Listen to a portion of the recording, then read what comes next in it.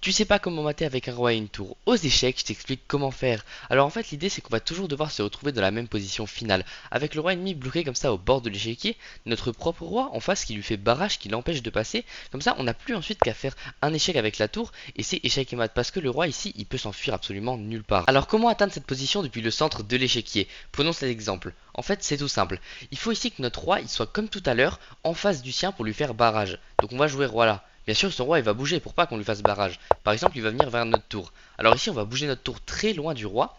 Et cette fois-ci, il a un problème.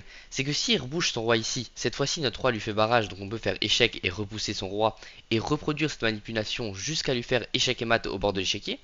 Alors évidemment, il va pas aller là, il va peut-être aller ici, pour pas justement qu'on lui fasse barrage.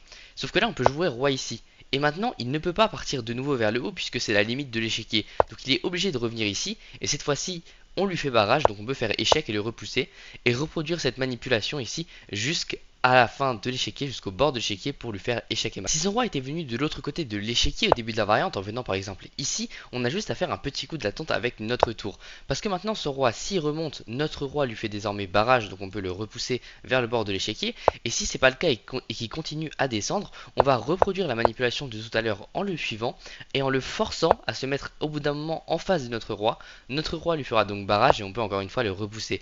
Et on va donc reproduire cette manipulation jusqu'à l'amener au bord de l'échiquier et à lui faire échec et mat. Voilà, maintenant tu sais comment mater avec un roi et une tour aux échecs à tous les coups.